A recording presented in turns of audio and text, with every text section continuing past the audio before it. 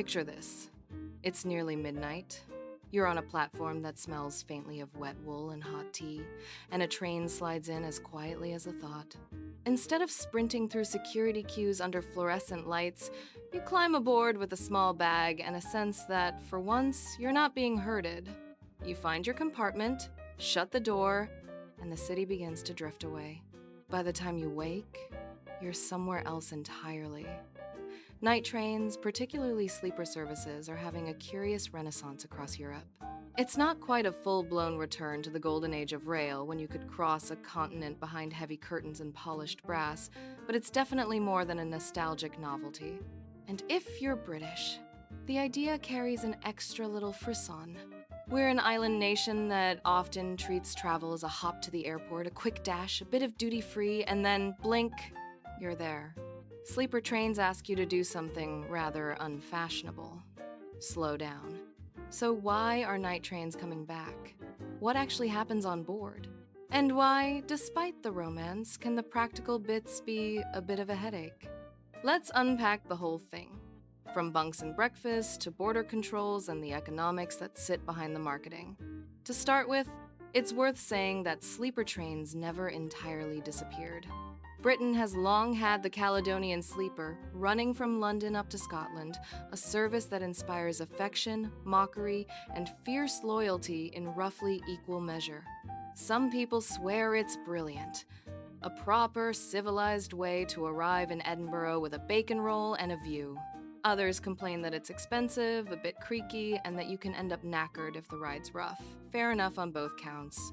On the continent, though, sleeper services were cut back dramatically in the late 20th century. Budget airlines did what they do. They made air travel so cheap that rail looked old-fashioned. Then rail operators struggled to justify carriages that require staff, cleaning, bedding, maintenance, and a certain amount of logistical wizardry. It's one thing to run a daytime train where seats turn over quickly. It's another to provide something akin to a moving hotel. Yet now, for a mix of reasons, night trains are back in the conversation. There's climate anxiety, for one. The shame some travelers feel about frequent flying, particularly in countries where rail is part of the national identity. There's also a desire for experiences, not just destinations. A sleeper train is not merely a way to get from A to B. It's an evening, a morning, and a transition you can actually feel. But don't be fooled by the Instagram sheen. The return of the night train is as much about spreadsheets as it is about starlight. Let's talk about what it's like on board, because this is where expectations can go wildly off the rails, pardon the pun. A modern sleeper typically offers a few options. At the top end, you've got private cabins with ensuite bathrooms on some routes, though that's still relatively rare. More commonly, you'll find couchettes, which are shared compartments with 4 or 6 bunks, and classic sleeping cars with 2 or 3 berths. There may also be seated carriages, which are, frankly, for the brave, the broke, or the deeply stubborn. The etiquette is its own little culture. You're sharing a small space with strangers, often from different countries, each with their own idea of what quiet means. Someone will inevitably rustle a bag at 2 a.m., as though it's a competitive sport. Somebody else will set an alarm for an hour before the actual arrival, then snooze it 3 times.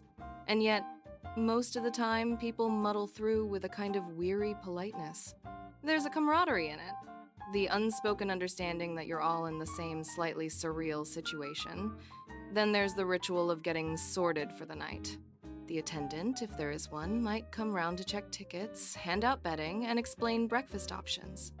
You brush your teeth in a narrow corridor, trying not to elbow anyone in the ribs. You change into something that could generously be called pajamas, while attempting a level of modesty that is, in a tiny compartment, largely theoretical. And then the train moves. There's a particular sensation as the tracks begin to click beneath you, and your body realizes it can stop clenching. You're not navigating, you're not queuing, you're not driving. You're simply being carried. Now, the one thing nobody tells you is that sleep on a train is not the same as sleep in a bed. It can be surprisingly good, like being rocked. especially if you're the sort of person who congs out on a sofa without trying.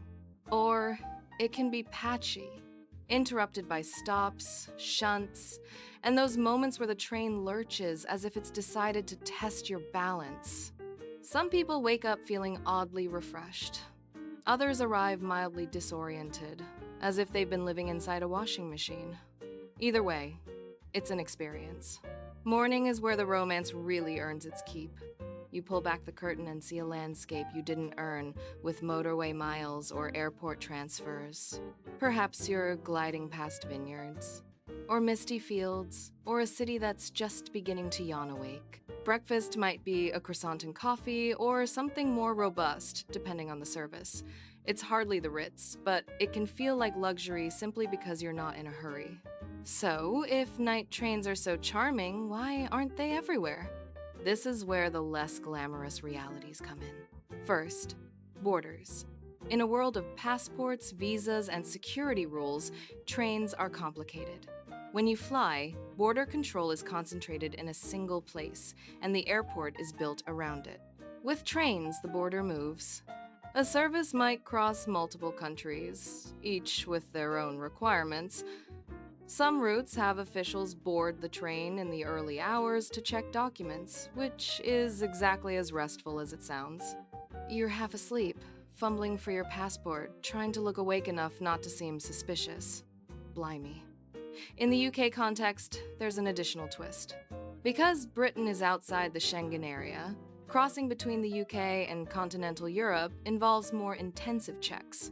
That's why direct sleeper services from London to, say, Germany are not currently straightforward. You can't just attach a carriage to a train and hope for the best. You need agreements, facilities, staffing, and reliable processes for security and immigration. It's not impossible, but it's not a quick win either. Second, capacity and timetabling. Night trains need paths on the rail network at times when freight trains also want to run, and when maintenance work is often scheduled. Railways use the quiet hours to fix tracks, inspect signals, and do the boring but essential work that keeps everything safe. A sleeper train wants to glide through the night. The infrastructure manager wants to close a line and get on with repairs. Negotiating that is a bit like trying to host a dinner party in a kitchen that's being renovated. Third, cost. Sleeper trains require staff on board, and labor is expensive. They require linen, cleaning, showers, and all sorts of small things that add up. Unlike a daytime service where you can cram in passengers and turn the train around quickly, a sleeper has limited inventory. A compartment has only so many beds, and you can't sell the same bed twice on the same night. Airplanes, by contrast, fly multiple rotations in a day. Operators try to make the numbers work by differentiating the product. Premium cabins, dynamic pricing, and packages that make it feel like a boutique hotel on rails. This is why you'll sometimes see sleeper tickets that are surprisingly pricey. People expect trains to be cheaper than flying, but once you factor in accommodation, the comparison changes. If a night train replaces a hotel night, then suddenly it can be a bargain. If you were going to sleep on your mate's sofa anyway, it looks less appealing. This is also where public policy matters. Some countries subsidize night trains because they want people to choose rail over air, not just for emissions, but for regional connectivity. If you're keen on shifting travel behavior, you have to do more than wag your finger at consumers. You have to make the alternative genuinely viable. Now, let's address the question that always comes up. Are night trains actually greener? The honest answer is, usually, but it depends. Rail travel tends to have lower emissions per passenger kilometer than flying, especially when the electricity grid is relatively clean. But a half-empty sleeper train dragged by an old diesel locomotive won't be as impressive as the marketing suggests. Load factors matter, energy sources matter, even the manufacturing and maintenance of rolling stock has a footprint. Still, for many routes, especially medium-distance journeys where flying is absurdly common, a well-used electric night train can be a meaningful improvement. And beyond carbon, there's the broader issue of what kind of transport system we want. One that funnels everything through airports and hubs, or one that connects cities and regions more directly. There's also a cultural shift happening. For years, travel has been sold as frictionless. Get there faster, cheaper, with as little thinking as possible. Night trains reintroduce a sort of productive friction. You have to pack differently. You have to consider noise, comfort, and personal space. You have to accept that you're sharing. And oddly enough, that can make the journey feel more human. Think about the social geography of a train. In a plane, you're strapped in, facing forward, atomized. On a sleeper, you're part of a small, moving community. You might exchange a few words with a fellow passenger in the corridor. You might share a plug socket like it's a precious resource. You might help someone wrestle a suitcase onto the rack. It's not utopia, but it's a different texture of travel. For British travelers, there's another dimension. Our rail culture is complicated. We love to moan about it, and sometimes with good reason. Yet, there's also a deep affection for the idea of the railway, for stations as civic spaces, for the very notion that a journey can be a thing in itself. Mention a sleeper train to someone, and you'll often get a wistful look, as if they're imagining Agatha Christie, even if the reality is more, where do I put my shoes in this tiny cabin? So, what does the future look like? We're likely to see more cross border cooperation, more new rolling stock designed specifically for comfort and accessibility, and probably more creative pricing. We may also see hybrid models.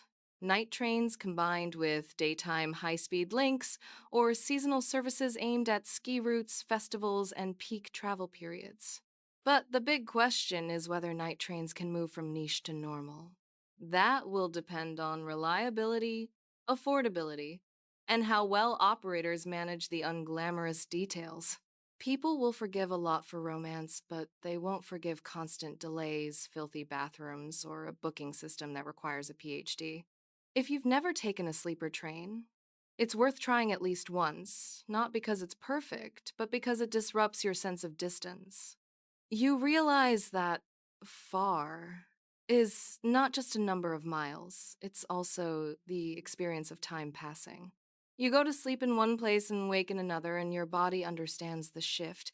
It's travel that you inhabit rather than teleport, and perhaps that's the real appeal. In a world obsessed with speed, the night train quietly suggests another idea that moving slowly, even imperfectly, might be not only acceptable but rather wonderful.